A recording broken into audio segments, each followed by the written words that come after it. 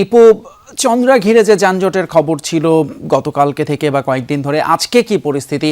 মানুষের চাপ কি আজকে কিছুটা কমেছে কিনা, যেহেতু ঈদের সময়সূচি কিন্তু জানা গিয়েছে কবে হচ্ছে ঈদ?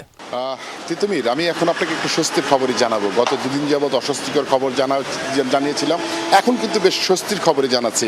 চন্দ্রাতে এই মুহূর্তের অবস্থা একেবারে স্বাভাবিক দিনের মতো, অর্থাৎ একেবারে কোনো ধরনের জটলা নেই চন্দ্রায় যারা গাজীপুর হয়ে যারা আসবেন এবং নবীনগর হয়ে যারা আসবেন, দুপথেই কিন্তু এখন পর্যন্ত একেবারে নির্বিঘ্নে তারা চন্দ্রা অতিক্রম করতে পারবেন, এমন চিত্র কিন্তু আমরা দেখছি। হঠাৎ আজকে বিকেল 3টের পর থেকে কিন্তু এই সড়কটি অনেকটাই স্বাভাবিক হতে শুরু করে। এখন আমরা দেখেছি যে ঢাকা প্রবেশের পথ এবং ঢাকা থেকে বের হওয়ার পথ, দুটি পথই কিন্তু আমরা দেখেছি একেবারে স্বাভাবিক রয়েছে। অন্যান্য স্বাভাবিক দিনে যেমনটি যানবাহন থাকে ঠিক তেমনটি কিন্তু রয়েছে।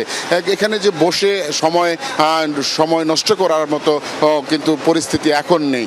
তো এখন যে পরিস্থিতি যদি বলতে চাই, যে আমরা দেখেছি যে চন্দ্রার অবস্থা স্বাভাবিক হওয়ার পরে আইন শৃঙ্খলা রক্ষাকারী বাহিনীরাও কিন্তু যারা দায়িত্ব ছিলেন তারাও কিন্তু এখন একটু বিশ্রামে গিয়েছেন।